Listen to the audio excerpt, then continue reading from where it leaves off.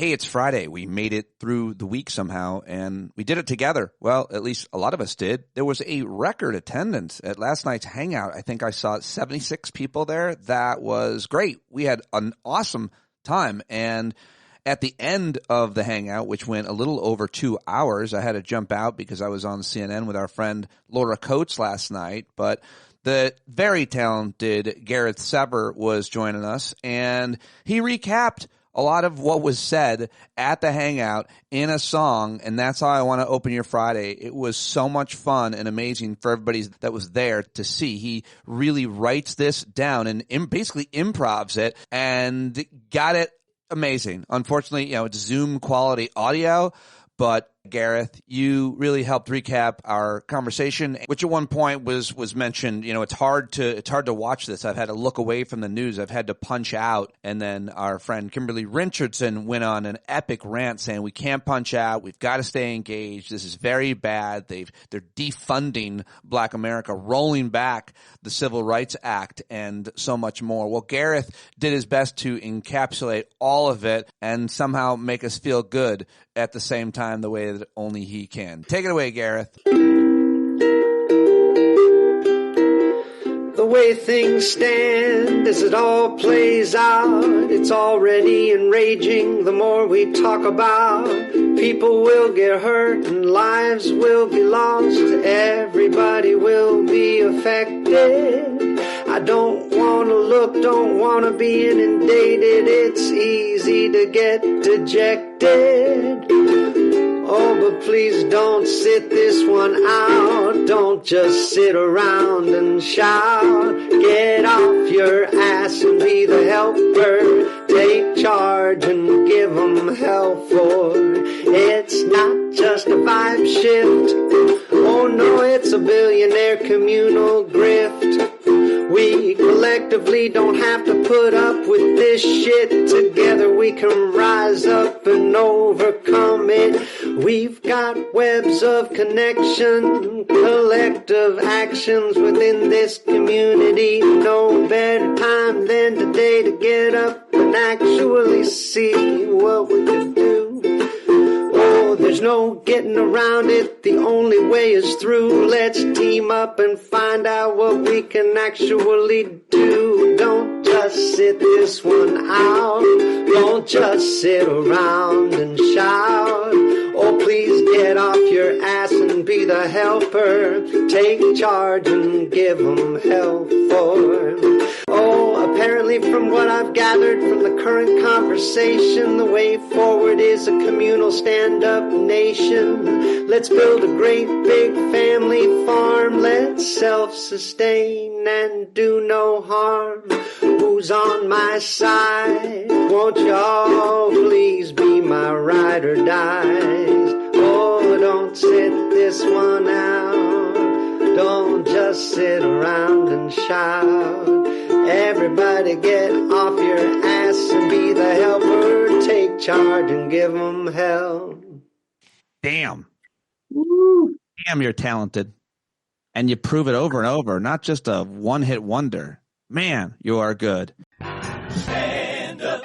Yes, and so is John Carroll, who writes and performs all of the music for the show that we use each and every day, the intro song. We love him too. Hey, thank you very much for joining me. I am very happy to have you here on a Friday. It was an amazing hangout, like I said there at the top last night. I think we're gonna need each other now more than ever, is what it looks like. That's my conclusion, that so many people came. We usually average between 50 and 60 folks, and I didn't promote it in any special way or have any special guests, so I just assume that people need the connection. People want to know what others think is happening, what's going on, and all of our favorite voices joined and more. It's great to hear from so many people and their perspectives.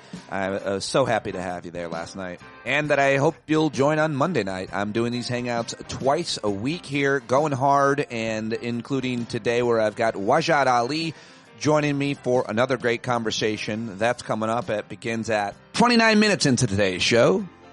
But I've got your headlines and your clips right now. I'm just going to go ahead and say that the good stuff was that song from Gareth at the top of the show, and he is really someone you can count on for sending in inspiring thoughts and quotes. He's seen a lot in his life, and I just love the guy. Love his perspective, his honesty, his humor, his wisdom, and there are so many amazing people out there in stand-up community, our community that is growing ever so slowly, but it is not, we're not losing anybody really, and I'm so grateful to that because I can't do the show without your support, without your paid subscription. If you'd like to join us, patreon.com/Pete Dominic. Okay, let's get after it right now on a Friday. Here are your headlines from the last 24 hours. Brace yourself because it is hard to read or watch or hear the news. Matter of fact, Anya Kamenet's latest piece at her Substack, which is so very good, The Golden Hour, is how to read the news, a 5-step guide. And she says what I've been saying, which is to stop and check yourself whenever you need to. Try to be cognizant and mindful of the headline that you're reading, seeing, or hearing, and what you can or can't do about it in this moment. And don't let it steal the next moment, your joy. Don't let him or his hacks have it. Anya writes, it's been a year of a week, not even a week. I'm still in New Orleans as of this writing thanks to the historic snowstorm. I thought it might be helpful to post a guide today about consuming the news. And, of course, she is informed by her decades as a journalist and her specific reporting on media literacy research. So check out the Golden Hour, where it's great for parents too, where Anya Kamenetz writes, check in with your feelings as you read the news. It's really important in these times. Ask yourself, am I reading about a real event with real consequences? Is it commentary, symbolism, or speculation? Is it a pseudo event? Number 3, learn more about events with real impacts on real people. Number 4, look for the helpers, then be a helper. How about that? We just said that. Number 5, focus. No one keep up with everything that's going on. We have to pick our battles. Set up a Google alert for keywords like immigration or reproductive rights. Be intentional about who you follow or unfollow. As a corollary, I recommend being in conversation with friends and neighbors who know about different issues and topics and pooling your knowledge. Refugees, migrants, newcomers are one of the issues I'm tracking because it hits me in the gut. Morally, it's part of my heritage as a Jewish person descended from immigrants.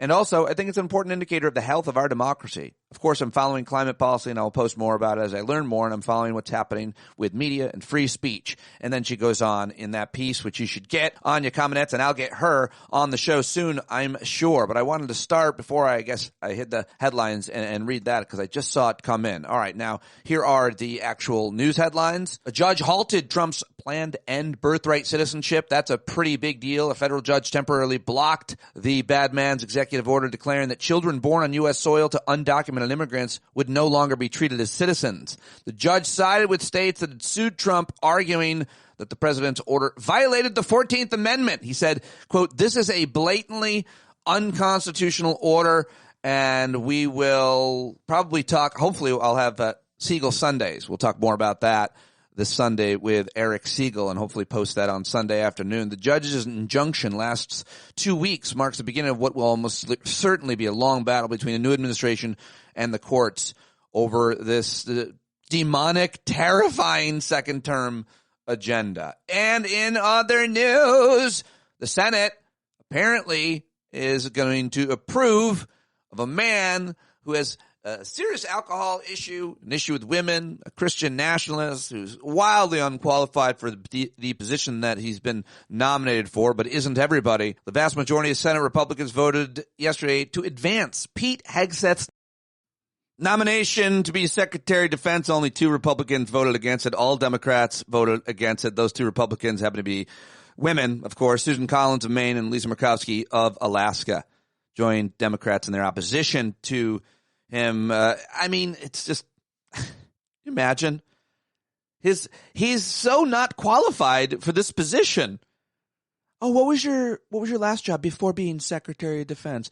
Oh, I was on TV. I hosted a TV show, but just on the weekends. Oh, that's interesting. Oh yeah, but I was in the Army. Oh, okay. Yeah, so are millions of other people that also are not qualified to run the whole damn thing. But there he is, Pete Hegseth. That should be great. I'm sure he'll be very widely respected by all the 4-star generals that have actually paid their dues, have experience when he is just sitting there. Okay, well, moving on. In other political news, Trump revoked security protection for his former Secretary of State, Mike Pompeo, and a former top aide despite threats from Iran. That top aide was John Bolton. So that's how vengeful he is, that he would actually give that order.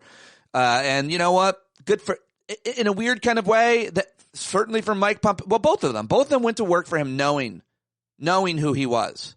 And they fucked around, and they're both finding out. So that's crazy. Trump's pick to lead the FBI has pushed false claims about the bureau he is set to lead and embraced conspiracist thinking. That's Kash Patel. Yet, is he going to get nominated? The Senate confirmed John Ratcliffe as a CIA director with, I think, way too many votes from Democrats.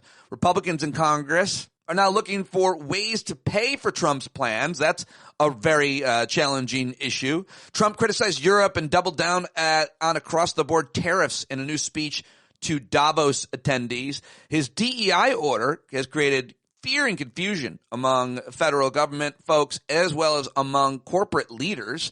The new administration wants to slash aid for food, health, and housing programs that actually benefit many of his supporters. So that's not going to be good. But you know what? I feel bad. Let me go back and just underscore this news about Trump revoke his executive order banning discrimination in federal contracting, because it's being seen and looked at as a contribution to the defunding of Black America. Someone said it last night at the Hangout. I saw Roland Martin is using that language, and it's hard to argue with. And it's terrifying and awful. And here is NBC News. President Trump this week revoked an executive order aimed at banning discrimination by federal contractors and subcontractors as part of his sweeping effort to crack down on, quote, federal diversity programs, or one might argue on minorities in government. Black and brown folks, women, people with disabilities. The revoked order had required, quote, affirmative action and prohibits federal contractors from discriminating on the basis of race, color, religion, sex, sexual orientation, gender identity,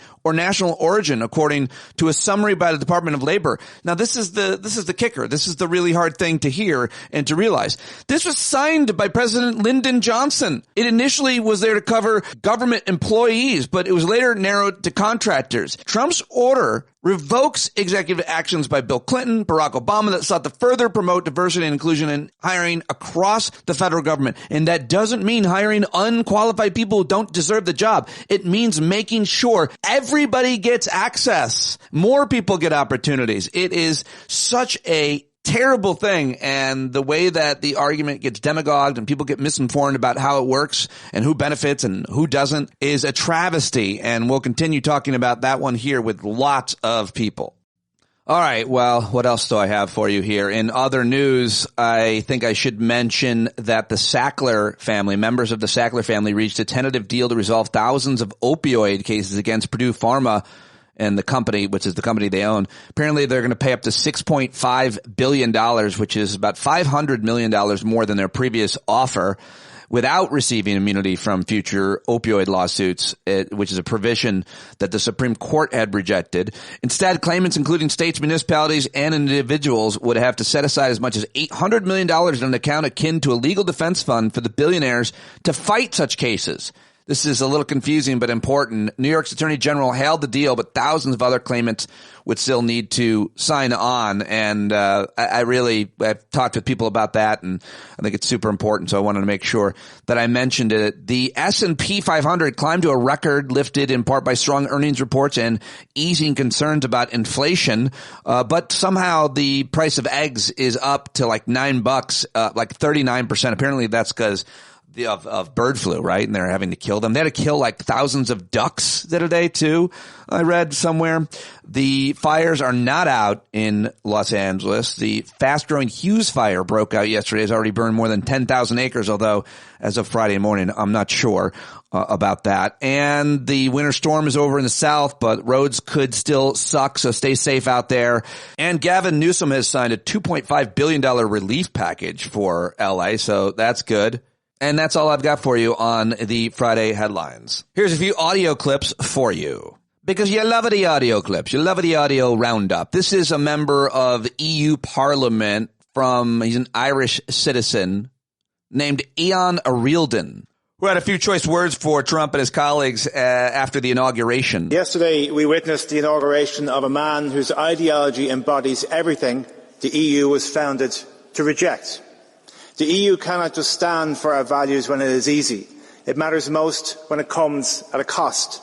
And standing up to Trump will come with a cost, but is much less than the cost of letting this poison win. And I am done with the niceties from EU leaders that Trump, while his tech bro buddies call for our laws to be undermined. I am done with the Taoiseach of Ireland, with our historic understanding of immigration and oppression, promoting Trump's golf links in County Clare in response to his inauguration. And I am done with the so-called strong men who, if they had to live for one day in the shoes of an immigrant, a woman or a transgender person, would quiver with fear. Anyone who believes in the founding principles of the EU should be appalled by what we witnessed yesterday. I am appalled, so I resist, and Europe must resist because our history demands it. All right, need a... Yeah, more of that from foreign leaders, even though there is, as he said, a cost. That was brave, bold, and really important. Also love this from Democratic Congressman Jim Himes of Connecticut. Yesterday, he was on the House floor and he was talking, he was under general speeches, but talking about the pardon of the January 6th insurrectionists and the travesty that was. You have two choices when people on your side do things that are wrong. You can call them out, you can stand with principle, and you can be clear. That's what leaders do. Or you can obfuscate and try to change history. Try to suggest that what we all saw and experienced traumatically wasn't what we all saw and experienced. You can make stuff up, like maybe the FBI instigated it. Maybe it was really Nancy Pelosi's responsibility. Maybe it was Antifa. Oh gosh, maybe the people who assaulted 140 police officers were just like tourists. That is not the way of leadership. That is some dark, dark, and evil way of proceeding. Why? Because it dishonors the truth on which the stability of this republic relies. And maybe just as importantly, it dishonors all of us who were there that day and who saw with our own eyes what happened. And maybe worst of all, it dishonors the brave men and women who put their lives on the line that day to protect us. Those of us who put up the signs on our office doors saying, "Thank you, Capitol Police," only to turn around and remain silent when the attackers of the Capitol Police were pardoned on Monday. These are people who put their lives on the line to protect us and the democracy. I think it's worth spending a minute or two, Mr. Speaker, to remind us who these people were and what happened. Yes, good job, Jim Himes, every word of that. And how about this? Democratic Congresswoman Nadia Velasquez at a press conference with Democrats yesterday. She represents a district in, I think, Queens, in New York City. Those people were criminally convicted. And Donald Trump didn't care a bit about safer communities when he released those who were convicted of beating the shit out of police officers. So don't come to us and talk about security and safer communities when you do that. Congresswoman Velasquez is not holding back. Love to hear it and see it. All right. Somebody mentioned at the Hangout last night that Alexandria Ocasio-Cortez sat down with Jon Stewart for almost an hour on his podcast. Well, here's a couple minutes from that, which I thought were good. I believe that we need to be a party of brawlers for the working class. There you go. And we have turned into a party that caters to almost people who call themselves upper middle class, but they're actually like kind of wealthy. You're talking about me now, aren't you? No, you're not middle class at all. No, I meant wealthy. That's what I meant. We've been chasing this affluent group and making all of these little concessions and hoping that working people don't notice. How does that manifest? If you could give us an example of what those concessions might look like. Because in my mind, look, one of the biggest issues in my mind is over the last 40 or 50 years, labor has been devalued and capital has been elevated. So investment and finance is king and labor is in many ways devalued. So in what way have you seen those kinds of moves made? Yeah, I mean, I think the most famous one that comes to mind is Kyrsten Sinema doing her little curtsy when she voted down the $15 minimum wage. But it wasn't just her. That was the most public expression of it. But there were a bunch of Democrats in the Senate behind her that also voted it down. People are struggling so much right now. $15 an hour is nothing.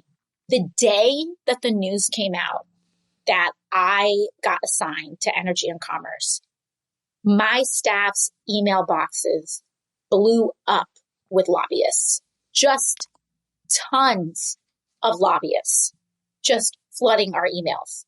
Wow. And it is literally because of this assignment that I got.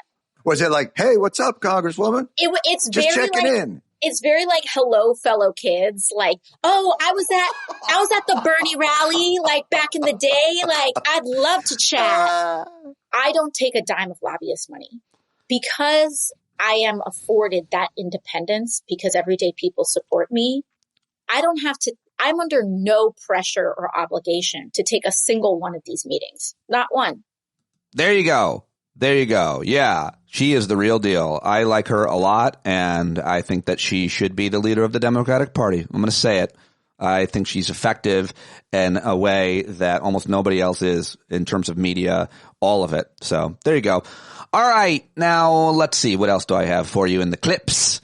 Oh, how about my appearance last night on CNN with Laura Coates? And I was on with a guy whose name I can't pronounce, but she can't either, as evidence from the very top, the very opening of the segment. But this is just a few minutes, and I think I did a pretty good job. Thank you to Gareth Sever for giving me that phrase, billionaire communal grift. Stole that right away. Take it away, Laura. Talking more about this with host of Standing Up with Pete. Talking more about this with host of Standing Up with Pete Dominic podcast, Pete Dominic, and host of Boston Globe Today, Segun Oduolowo. Oh my God, Oduolowo. Man, damn it, man.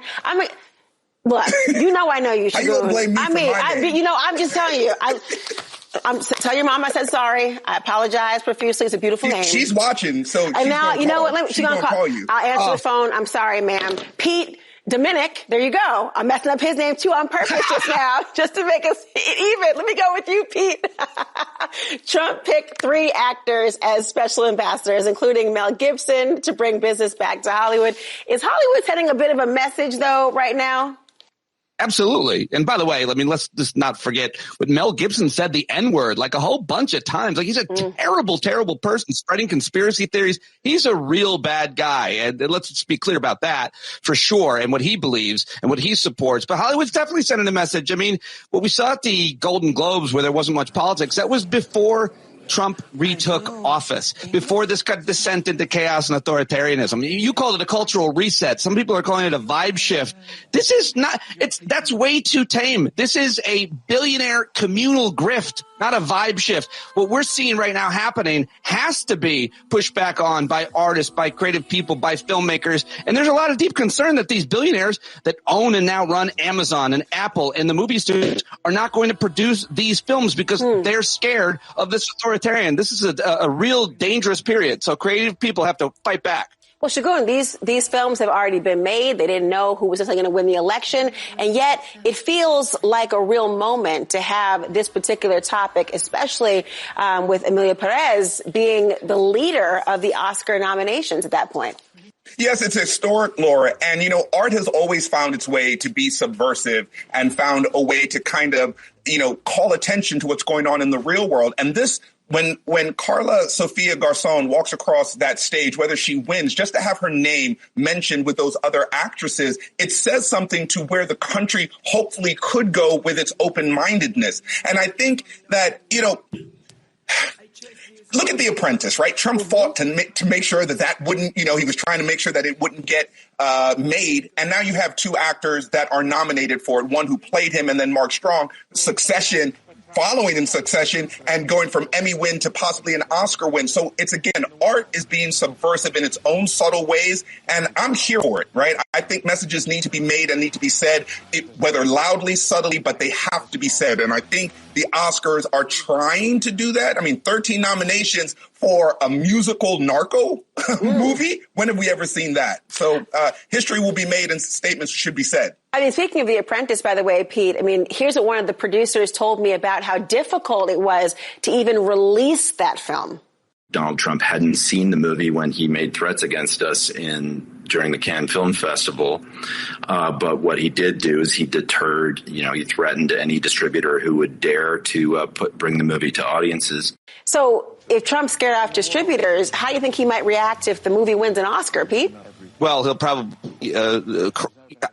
he'll be outraged and he'll make threats. I mean, yesterday he said they should take MSNBC off the air. He's talking about networks, talking about movie studios, newspapers. He wants to control everything, and anything that in any way is critical of him, he wants to prevent them from being able to broadcast. I mean, by the way, this movie, Laura, is so good. Everybody should go see The Apprentice to see the effect that Roy Cohn. If you want to know why Donald Trump behaves the way he did, it's because his mentor taught him all these terrible behaviors. It's a very good film, and you're really worried about those types of art being made now because they need a lot of money to make them. All right. That was last night on CNN. Laura Coates is so great. I always love joining her, but let's go back and review my stammering and stuttering when Laura asked me that question. We can make fun of her for having a hard time mispronouncing a very difficult name to pronounce in the first place. But I mean, this moment was far worse for me, I think. The movie wins an Oscar, Pete. Well, he'll probably, he'll be, wow. I mean, wow. I totally glitched on national television. It happens. You never didn't, just forget it. Erase it from your memory. By listening to Jimmy Kimmel here at the end of the clips. Take it away, Jimmy Kimmel. Make us laugh, please. California, please relax. This is, I don't know if you know, this is one of our most anticipated days of the year in Hollywood. The nominations for the 97th Academy Awards. After a shaky couple of weeks, we finally have some good news. The list of Oscar nominees is out, and Matt Damon isn't on it again. It's the little things that keep me going. The most nominated film of the year is Emilia Perez. It got 13 nominations. I like that movie a lot. Casey, if you haven't seen it, it's basically a musical about if Caitlyn Jenner ran a drug cartel. Very good, though. There are several first-time acting nominees, including Demi Moore, Kieran Culkin, Ariana Grande, Zoe Saldana, and Sebastian Stan, who's up for Best Actor for his role in the movie The Apprentice, where he played the Donald Trump Melania wishes she was married to. Some people... I've heard a number of people saying the Oscars should be canceled because of the fire. I disagree. That would put thousands of people out of work. There are people who work at the show, people who work at the parties, valets, security guards. There's the guy who works the Manicam at E! You think that guy gets any work the rest of the year? No. The show must go on. And there's no question we've had a devastating month. But we're slowly getting back to doing what we do best, which is giving awards to movies no one has ever heard of or seen. We had some... All right, there you go. Jimmy Kimmel last night. Hopefully you are laughing along with me and you appreciate the clips, the headlines, everything else. Sorry I got the show up late. Tends to happen the day after a hangout, Tuesdays and Fridays, trying to figure out how to get it up earlier. I will. I'm figuring it out. Hopefully it doesn't throw you off too much. People listen at all different times. But here it is. My conversation with the great Wajahat Ali, who is co-hosting a new show on YouTube on the Zeteo network, which is very, very good. You got to watch Waj on Blatantly Unconstitutional. Check that out. Subscribe to them. Obviously listen to him with Danielle Moody on Democracy-ish, and subscribe to his Substack, The Left Hook. That's what I'm plugging for him today. I love Waj. I love this conversation. We talked about men and masculinity for a while and then got to some of the events of the week, and it's always great. He's always great. So let's do it now with Wajahat Ali. There he is, the king of all media, Wajahat Ali. I love the new show you've just launched with Francesca Fiorentini and on Zeteo, and everybody should go watch America Unhinged. It's really good. You're good in everything, though. Thank you for joining me. No, thank you. It just came about in literally the last week. I got a phone call from a Zeteo producer that said, we want to cover the chaos of the first 100 days of Trump's second administration. Are you down to do it? And I'm like, yeah, I got nothing else to do, I guess. But it's Tuesday and Thursdays on YouTube Live, 8 p.m. And our second show we're recording this on Thursday. So the first one went well on Tuesday. Let's hope it goes well. I was telling you, Pete, right before you press record, I don't know about you, but I'm used to just like hate mail and people telling me like racist shit and telling me to go F a goat or a camel. But like people send me like nice comments on YouTube, and I'm not used to compliments. It was like very strange. I was like, oh, people like this. Really? Why? Is the bar low? But people seem to enjoy it. And I think people like you who've been doing this work for a while, right? People who we all try to be like, have some morality and ethics and consistent intellectual and spiritual and ethical standards, and, you know, call a lie and call a Nazi salute a Nazi salute. People are really appreciating it. And I think people, right, especially as ABC bends the knee, CNN bends the knee, Broligarchs bend the knee, Sam Altman bends the knee. You know, we forget that Donald Trump never won a majority, 49%. Kamala lost by 1.4%. A lot of people hate this mother effer. And I think these policies that he's done a blitzkrieg of, we're only talking now on Thursday. I mean, once people start feeling it, Pete, I think a lot of people will realize through pain, oh shit, we got played. Well, I'm curious as to how you see that's going to play out. Just for the record, though, you've never had now or any attraction sexually to any kind of animal, much less those typically ascribed to Muslim and brown people like goats or camels. Like that's not something that you. I feel, you know, that this is an invasive question and has nothing to do. It seems like you're avoiding it. I am unfortunately. I'll be Piers Morgan. And have you ever? Yeah. Have you ever? What's wrong with it? How many genders? They're obsessed with that. How many genders? And so I am a boring heterosexual male who is married to one female, and I no longer have the desire or physical dexterity to engage in bold sexual experimentation. That insinuates kind of insane thing that you were once your body into. But let me ask you, you also host a show with our friend Danielle Moody, which is great, Democracy-ish, and you guys went off on this tangent that got really interesting for people watching. And you know, I want to do a show with you about men and masculinity and middle age and all of it at some point. But what happened? Because I think this is a really important issue, and I always like talking about it with you. It identifies one of the most acute primary problems we just saw. I'm sure you're probably read up, maybe you aren't, about this shooter in Tennessee. Yes. He apparently was an incel, neo-Nazi. And so what was that conversation? What was the issue topic? So, yeah. I mean, look, you're right. A black white supremacist, you know, we think it's a Clayton Bigsby sketch from Chappelle, but, you know, it's not the first time. We just saw also in Germany, people forget, last month in December, you know, right wing was celebrating when they found out there was a Saudi man who drove his car through a crowd and killed people in Germany. And then they realized it was a former Saudi refugee who hates Islam, hates immigrants, and is pro-AFD, the pro-Nazi party, right? So white supremacy is very inclusive when it comes to bringing in different shades of haters. And this person, just like allegedly this alleged black white supremacist killer, this teenage killer, was influenced, wait for it, Pete, by right-wing media. Oh, surprise, surprise. But, you know, there is something about these men. And also he was a self-described incel, which is very important.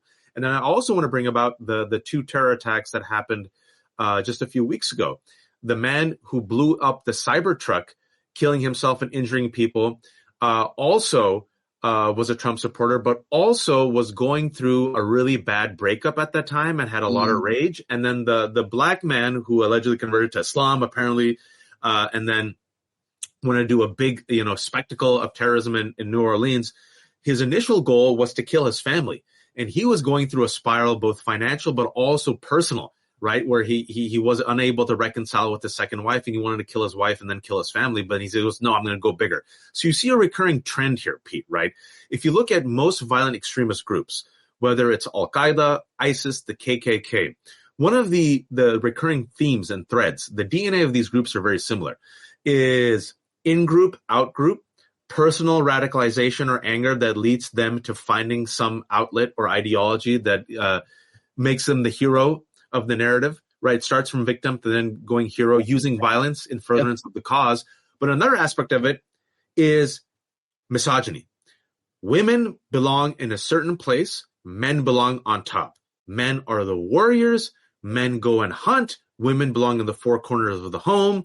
Women have to valorize and respect the alpha man. And a woman's job is to birth the next warrior, right? It's very clear. Men on top, women at bottom. And what you're seeing is, so many men, self-described incels, right? This was the guy said he was an incel. So many men who don't know how to be masculine. So many men who don't know how to treat women. So many men who don't know how to talk to women. So many men who don't know how to keep women. And so Danielle and I were talking about the chaos like a week and a half ago.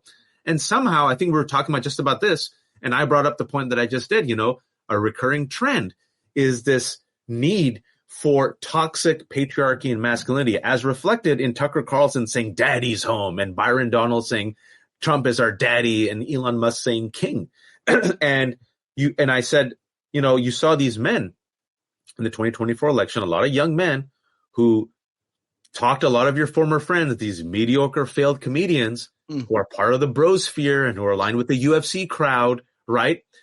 You saw Joe Rogan at the inauguration. You saw mother effing Dana White at the inauguration, right? Theo Vons and the Nelk boys.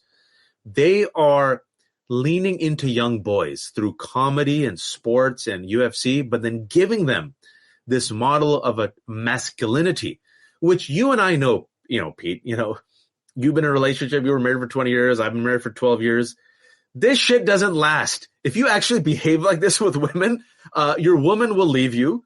Most women will close their legs. You'll probably raise effed up daughters, right? But in the short term, it lets you feel like what, Pete? A warrior, a man. And then Danielle just started kind of talking about this. It wasn't even something we were going to talk about. But then Danielle, who's a Black queer woman, and I was surprised by this, she went in and agreed with me. She goes, there's a mistake here. And the progressives ceded the ground. I've also said they ceded the ground on religion and religious language, which has been abused by the right wing. The right wing stepped in. Trump stepped in. YouTube stepped in. UFC stepped in, courting these men and young men and giving them a model of masculinity that is not going to work in the long run, folks. Help them in this election. And then if you keep shitting on men, and if men, especially in progressive circles, bring this up and they get shut down, like men have to take care of this. Who cares? It's our time now. I heard that in some progressive circles. And I kept saying 49% of the population is men. Your father's a man. Your son is going to be, your son is a man. Your brother's a man. Just like I tell men, you can't ignore women. It's not a women's issue. They're 51% of the population, our moms, our partners, our daughters. It's something that we have to talk about. And I'm sorry, Pete, I know progressives might not like this, but we didn't really tackle it. We didn't really confront it. Yeah. The right wing saw an opportunity, took it, and now voila. Sorry for my rant. It's not, no, thank you. It's not too, it might be too late in many ways, but we still have to do the work. And I think I would identify more specifically what the issues are. And I wonder if you agree, but what you hear from a lot of these guys, and politicians is they're aggrieved, but we're all aggrieved, Waj. We're all upset about something. We're all frustrated, angry. We've all failed at something. We've all lost something, a relationship, a job, anything. And so we're all aggrieved some way, but what they do is they give them the wrong reasons, the wrong people and causes to blame. And they don't, as much as they like to talk about personal responsibility, they don't seem to ever profess that. They don't seem to ever talk about, what Stoic philosophy or Buddhism or anything that's been studied for thousands of years about ego, about failure, about overcoming it, about, as you said, in relationships, sometimes your wife stops loving you because you can't take a look at yourself. You can't improve on yourself. You don't take any responsibility for the arguments, for the problems, for anything. And you always want to blame everybody else. And I get it. Oh, I get it. But that gets you nowhere. And I'm not going to give you that reason. I want to, look inward as much as I can. And I think that that's the kind of conversation, that's the kind of role that people like you and I do and should continue to do. I did it. Do. No. And look, we have to be honest here. And we should be honest. A lot of men, I know people might not like this, feel like they were left behind. And I realize why this triggers some women. They're like, mother effers, you're in control of everything. You're raping us, you're sexually assaulting us, and you snowflakes, sit there like you can't, you're not on top. I get it. I think me and Pete have been very consistent in calling out the misogyny and the patriarchy and the abuses of patriarchy. I understand. And at the same time, there are a lot of people, like you said, Pete, not just men, but also women who feel unheard, left behind. There is a reason why a lot of people voted for Trump and AOC. There's a reason why people voted for Bernie and Trump in 2016, right? Because they feel the establishment, whatever that means, the institutions, whatever that means, is not representing them or helping them. And there are a lot of young men, Pete, who do not have these role models, right? And they feel like, and as we know, because of many of the right-wing policies, they can't get an education. They're on their parents' insurance. They make less money than their parents' generation. So much of masculinity and the worth of a man is tied into your perception of if you're successful, your status. Your money earning ability. Exactly. Like we were hunters and gatherers, and my job was to go club the woolly mammoth and bring it inside. And my woman would say, "Good, man is useful." Right. And now that's actually a direct quote from an early relationship. If you're man useful will give sex maybe later. Maybe later. if bathed feet will give sex. But then probably not. You know what? Tie wasn't good anyway. Woman, nag. Man went got mammoth. Still not perfect. And then any our caveman accent? I don't think we are. I think we're fine, right? That's not. We're fine. Yeah, the Geico caveman might cancel us. But, this is something which people have to realize is, and so much of that tension that exists, that we've talked about on your show, is men are not men of a certain age, our generation and older, and in particular, we were never encouraged to show weakness, vulnerability. Like, I'll give you an example. Let's suppose you go to the Safeway, right? And suppose you're going to the aisle, I don't know, to pick up popsicles for your kids. And you see a woman, and she's just has her hand to her nose, and you hear her sniffling, and there's a little tear. And you're like, "Ma'am, is everything okay?" She goes, "Oh, it's just fine. I was just thinking about something that happened today." You're like, "Oh, okay. That's it. Move on." Can you imagine, Pete, if you see like a grown man like sniff, like when was the last time you saw that, right? And suppose like that he just found out his dad died, and you're like, "Hey man, you okay?" "Yeah, just found out my dad died, but I'm not a pussy. Anyway, let's have a popsicle. Quit looking at me like that, homo. Anyway, let's go have some beers." All right? They're like, "Bro, your dad just died." "Yeah, shut up. Anyway, it's fine. He was old." So this is something that we're not trained, and so many men don't know how to process these feelings of feeling like, "Shit, man, I can't afford college. I want to be I want to make money. I want to take care of my family. Girls look at me like I'm a loser because I can't make the money." Yeah. And then someone comes in and says, "You're not the loser. It's the woke DI radicals who are making you look weak. You're a king. You're a man. You need to do UFC. You need to get buffed. You need to treat these women like the pieces of shit that they are. You have to make them know that you're the alpha and they're the cuck. That's what you have to do." And they're like, "Yeah, ugh." Right? It's like from that movie Magnolia. If you remember Tom Cruise's character, I think he played that guy, PJ Mackey. And when we saw that movie, we used to laugh at him, right? Because remember, he used to say, "Respect the cock." And there was all these middle-aged incels there, and they used to give him his money. He used to give him like the way to get women. It was all bullshit. That guy now is like the president. Yeah. And there's a lot of guys doing that game in media, and they're doing very, very well. And that's why I always want to keep talking with you about it, and we'll continue, because at some point we're gonna have to launch a show about it very soon, talking about it every week or something. But let me just ask you, it's day 4 of it seems like it's been a year since the inauguration a couple of days ago. I'm just going to ask you broadly what what issues, what stories, what executive orders, pardons, you're I don't know, prioritizing your thinking. It's very hard to cover because, as we know, they flood the zone with so much shit, and it's hard to know which one of these things to follow, to talk about, to give attention to. So take a shot. So big picture, what we're witnessing is a right-wing authoritarian movement that is beholden to the ideology of white supremacy and power by any violent means necessary. That, to me, is the overarching thesis, if you will. I give you the examples of releasing and praising the violent insurrectionists, many of them who beat up and wounded cops and came to assassinate Republicans.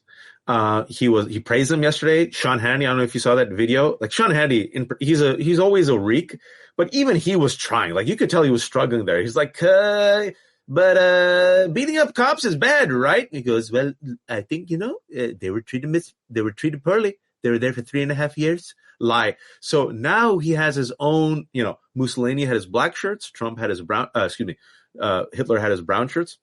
Trump has his red shirts.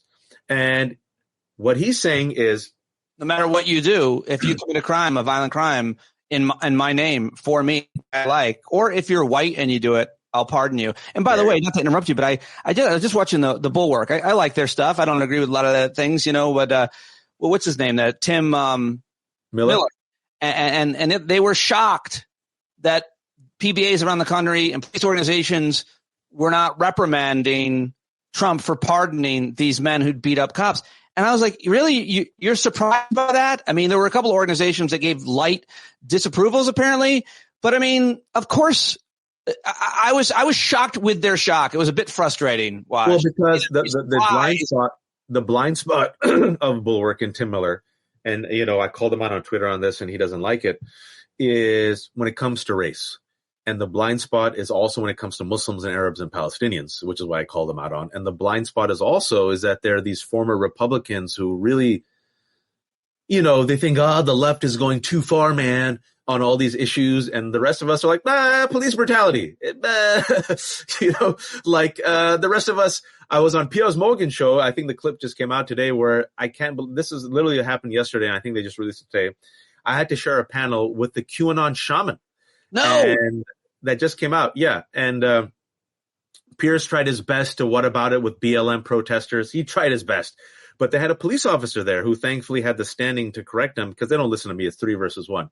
But if you listen to the shaman and the other guy, Vinny, it is like, bro, I kept quiet most of the time because I was like, wow. I mean, this is like all like the shaman guy's still nuts. Q, pro-conspiracy. This is where, and Pierce now, because this is how his bread is buttered, thank the shaman guy. And I had the last word. And I said, oh, by the way, before we leave, did you get your, his tweet? I'm going to get a chock full of effing guns. Yeah. I said that. Did you get those, guns? He goes, yeah, I did. It's better in my hands than yours. I'm like, yeah, I'm not a violent insurrectionist. I drive a minivan.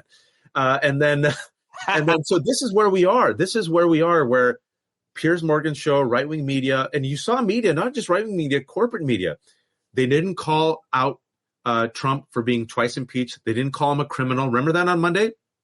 Everyone's bending the knee. He has his red shirts. He has a violent mob. If you do any crime with a MAGA hat, you'll be pardoned and excused. He has a campaign of retribution. And everything that he's done against the immigrants, against DEI, against trans people, it's all in furtherance of white supremacy. Notice, and I think this is going to be happening by next week, DEI, if it hasn't already, will become synonymous with anyone not white, male, or Christian in a position of power. It's happening. Yeah. I mean, if you talk to anybody that works in the federal government, it's happening. They are, I mean, you saw yesterday that there's a policy of snitching now. You're motivated to snitch on people who you think might be somehow accommodating any kind of DEI initiative or themselves benefited from any kind of DEI initiative. And we're there. It's like, who was it? I was talking to Keith Boykin, I think it was segregation. Yeah. Like we're kind of living. They want to go back. I didn't mean to cut you off. I'm sorry. I'm sure Keith said this. They want to go back. I've said this on your show for years. They want to go back to pre-53, pre-Brown versus Board of Education, and look at the rollback of the Civil Rights Act, the EEOC. Like, why would you do that? They took out the Spanish language page on the White House. I'm like, bro, you're trying to court Latinos.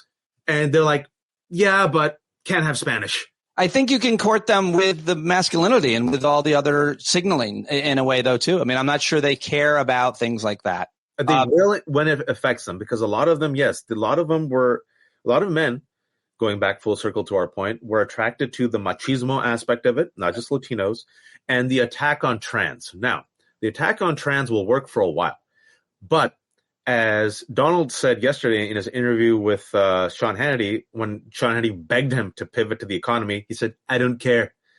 Eventually, a lot of these people also voted to lower the price of their eggs. And a lot of them, as you know, Pete, they don't know how tariffs work. Yeah. And I've tweeted this because there's a Trump guy who, for whatever reason, trolls me. And I started engaging him as an experiment for the last 3 months just to see how he thinks. and he keeps trolling me. And then I ask him, and so he said to me yesterday, sends a message to me on Facebook. How does it like it that Trump's winning? The economy's awesome. I'm like, bro, just wait till the tariffs.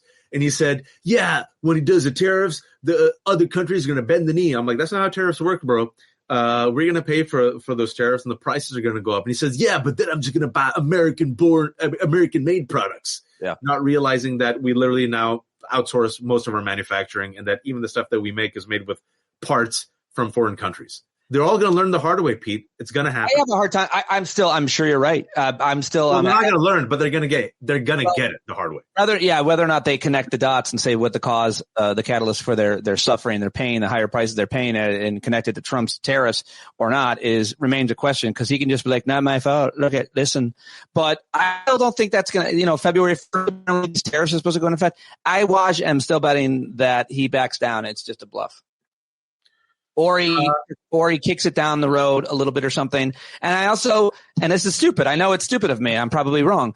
But I have a hard time thinking that he's going to deport half of the labor on a farm and it automatically close on the farm. I saw this great report from CNN at this farmer.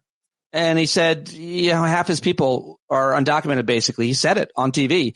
And she's like, what would happen if they get deported? He goes, my farm would close. There would be no food, so they're not going to do it. And the reporter says to him, he says he's going to do it. And he goes, no, I don't think they will.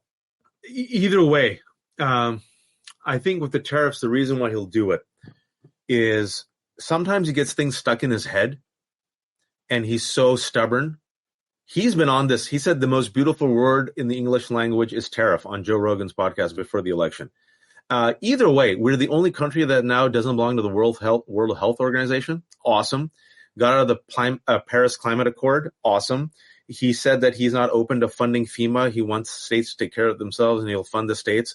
Amazing for red states, because as you know, red states are subsidized by blue states and are takers, not givers, and climate change isn't going away. So Florida's going to be effed. Texas is going to be effed. They're going to give tax cuts to the rich to pay for the tax cuts for the rich. Doge and Elon Musk are going to just whittle away at the social services, the social safety net, Medicare, when it comes to Social Security. The people are going to start getting measles, and polio is going to come back because RFK is going to be the head of HHS. And they're going to do some form of tariffs. The prices are going to go up. Republicans have been consistent over the past 40 years in doing one thing, always effing up the economy, always. And then also with this immigration stuff, I don't know if you've seen, Pete, that a lot of his voters were like, wait a second, this is impacting me. Wait, I thought he was going to go after the criminals. And also with the DEI, you've noticed. I haven't seen anybody saying that. Oh, yeah. There's a few people coming out, a few people on social media. And also on DEI, they're like, wait a minute, I'm a disabled veteran. I'm not DEI. And then also, wait a second, why is he cutting veterans' benefits in Virginia? Wait a second.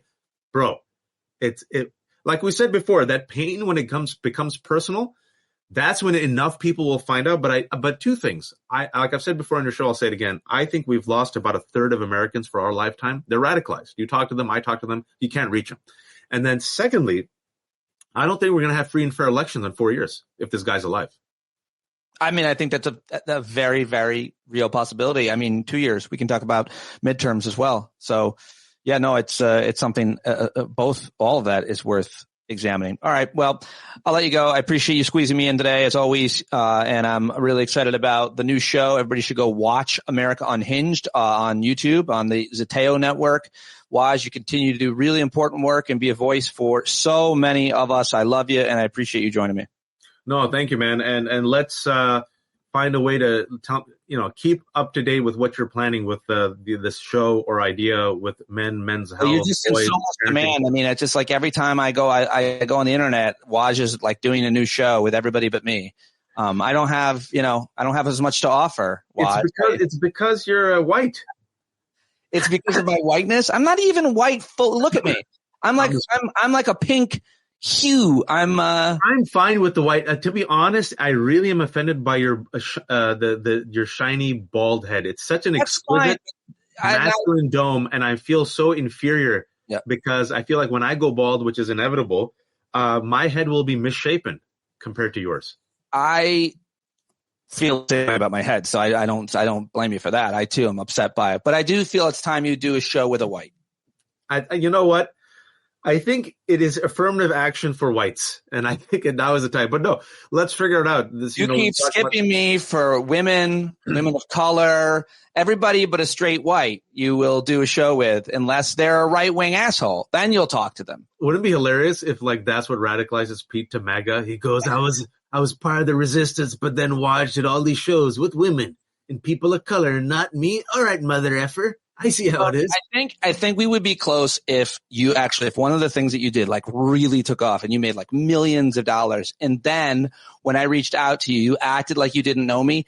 That I think would turn me to full MAGA for sure. And I would target Pakistani Muslims specifically with my, I would I wouldn't even think about anybody but you and your people. And that would be it. That's the worst part, because you've become woke and educated enough that you know the difference. I'm like, damn it. He goes, I am going after Pakistani Muslim Sunnis. I'm like, and everyone's like, that's very specific, Pete. He goes, and then I just name your full name, and I'm like, actually, I just Waj, but just Wajahat Ali. Against Waj. I don't see you or me ever being those people. Inshallah, I hope not ever being those people that, hopefully we get whatever success we get in life. Success is measured in different ways.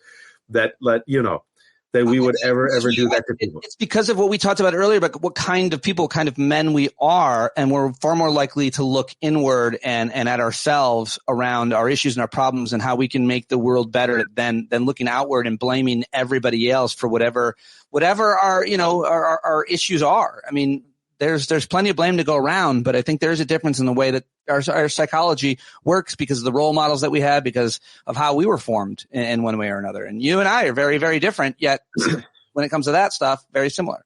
Yeah, man. I feel it's something there. And so as we tackle this, and so far I still don't see, to stand on this, I don't see liberals, the left, progressive, whatever you want to say, really kind of engaging men in families the way they should. Yep. And we're going to need them, because I do think you can win them over, Pete. And I do think, listen, this type of manhood that these Rogans and Vaughns and Trumps are promoting, we're old enough, Pete. We've seen the damage this shit does to the man, to the wife, to the kids, and to the family. This shit is not sustainable. Yep. I mean, I've seen the things that I've done that have affected the women in my family, that I've done. I know that I've done and said and role modeled bad behavior. I'm sure of it. But the strength comes in recognizing that and trying to do better. And that's all you can ask. And it's not easy. It's hard. But that's what's needed, in my opinion. So, amen. All right. Thank you very much. I'll talk to you soon. Thanks, man. Yeah, there he goes, Waj. Go subscribe to everything he's doing on YouTube, and most importantly, his Substack, The Left Hook. So good, always, every time. I was very thankful that he was able to join me yesterday. Got some great guests coming up for you in the next couple of days. I think I'm doing Sundays with Siegel. I'm going to try to catch up with Christian Finnegan, Ophira Eisenberg, Mara Quint. Also talking with Dr. Jason Johnson, Anya Kamenetz, and more. Who would you like me to talk to? Who do you want to hear on the show? Always looking for new guests, new voices to bring into our world. And so happy that you are here, especially because you stayed all the way to the end, you bumblebees. Again, sorry this is up late. I hate to throw you, much less me, off schedule. But we are headed into the weekend together, and I hope you have a good one. I will talk to you, I don't know, maybe tomorrow, maybe Sunday as well. Definitely Monday at the Hangout. And go get your tickets for PODJAM if you haven't. Write a reading and review for the show if you haven't. And take care of yourself if you haven't. Boy, you better stand up. Stand up. Well, there's a whole lot more of us who know what's right. They'll keep right on ignoring us if we keep sitting tight. You got to open up the window to let in some light. You got to stand up. That's right. We got to rise.